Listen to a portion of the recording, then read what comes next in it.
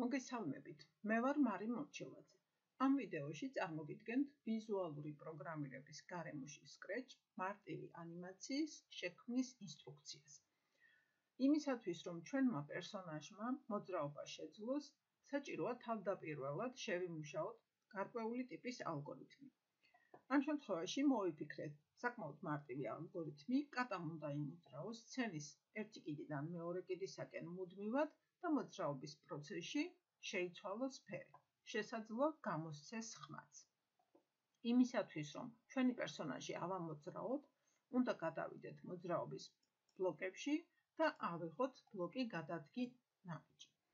ასევე იმისათვის, რომ შეიცვალოს ფერი, უნდა გადავიდეთ გარეგნობის ბლოკებში და ავიღოთ ბლოკი შეიცვალე ფერი. ეფექტი შეიცვალოს 25-ით. იმისათვის, რომ ჩვენი ანიმაცია იყოს სრულყოფილი, შეგვიძლია გამოვიყენოთ ბლოკი მომდევნო კოსტუმი. და რა თქმა უნდა, გვჭირდება საწყისი ბლოკი, რომელიც უნდა ავიღოთ მოვლენებიდან და ეს იყოს ბლოკი, როდესაც აჭერ დროშას. დავაჭიროთ ღილაკს და დავინახავთ, რომ ჩვენმა პერსონაჟმა ერთი ნაბიჯი გადადგა და ფერიც შეიცვალა.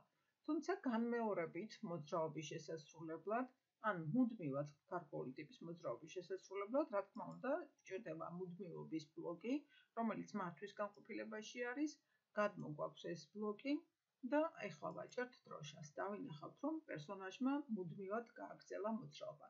თუმცა ამ შემთხვევაში ერთ პრობლემას წავაწყდით, კერძოდ ის, რომ პერსონაჟი გაიჭედა მარჯვენა კიდესთან და უკან აღარ ბრუნდება. ამ პრობლემის მოსაგვარებლად მოძრაობის ბლოკიდან უნდა ავიღოთ, მოძრაობის კოდებიდან უნდა ავიღოთ ზღვარზე უკან დახევა.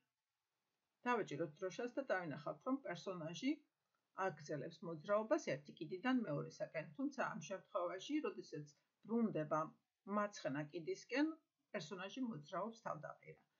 ამ პრობლემის გამოსასწორებლად შეგვიძლია ავიღოთ ბრუნვის წესი და დავინახავთ, რომ უკვე ყველაფერი გასწორდა. ჩვენი ალგორითმი შედგენილია და ანიმაციაც შექმნილია. გმადლობთ ყურადღებისათვის.